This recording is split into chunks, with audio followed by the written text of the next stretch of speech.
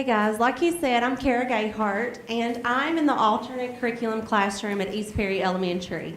To kind of give you a background where I came up with this, I spent the first 4 years of teaching music. So I have a bachelor's degree in music education. Last year I started special education. So, took a completely 180. And you'll see when I start talking about my grant where I kind of came up with this. And this year I'm in an alternate curriculum classroom.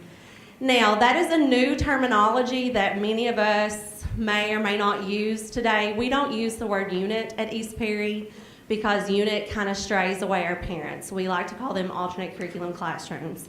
We're really, really blessed to have 3 alternate curriculum classrooms at East Perry. We have an FMD classroom, we have my classroom, and then we have a high-functioning autism unit. To kind of give you a little bit of background about my students, all of my students are nonverbal. I have 8 students in my classrooms. None of them have a functional verbal communication. So you could imagine behavior is something that is very, very, very much a concern in my classroom. And I wanted to bring my poster so that you could kind of get an idea when I'm speaking about some issues and kind of the things that you see here, because I do already have most all of my grant stuff in. And just past week, these are pictures that I've taken. So, the thing that got me kind of started on this is my first year at East Perry and my first year in this classroom. So I'll be honest with you, I kind of came in clueless, especially having 8 nonverbal students, you could imagine. They can't communicate verbally.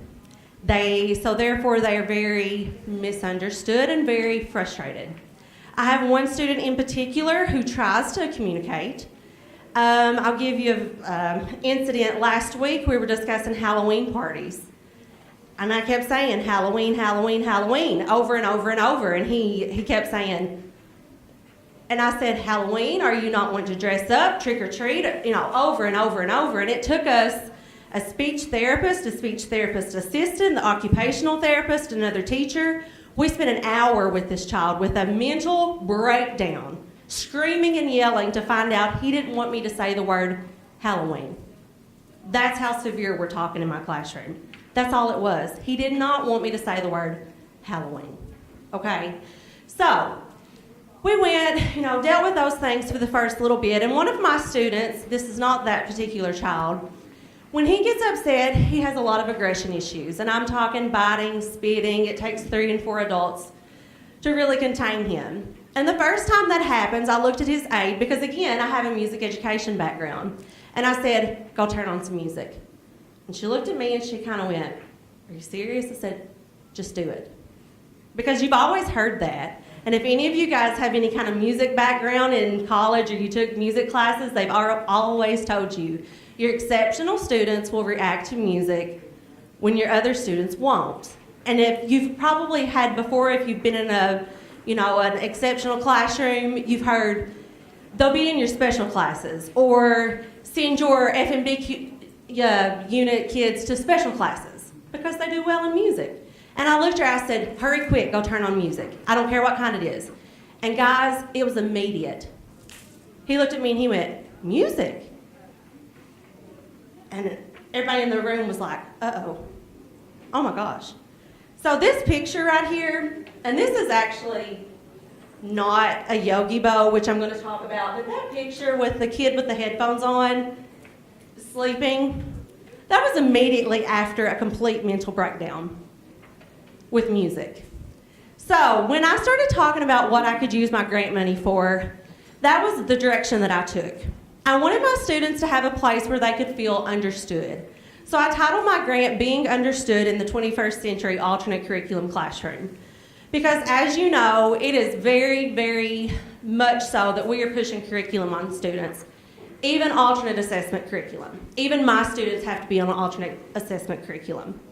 And a lot of them do not understand that material, but I still have to teach it to them. So they get very frustrated with that. We call this area in my classroom Chill Out. They have visual schedules, and on their visual schedules they have a picture that says Chill Out. And sometimes they work for Chill Out because they love this area. And what it involves, you can see these pictures here if you guys want to look at it downstairs. There's Yogi Bo chairs if you've never seen those. Those are awesome.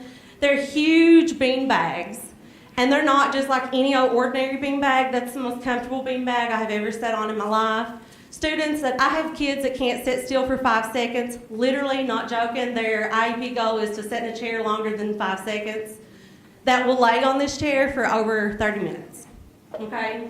So we have Yogi Bows in this chair. We have a music listening station. We have read-along books. We have weighted lap pads. So I wanted this an area to be an area where my kids could be completely independent because they are guided throughout their entire day. If you think about it, they have a one-on-one aid or a two-on-one aid throughout their entire day.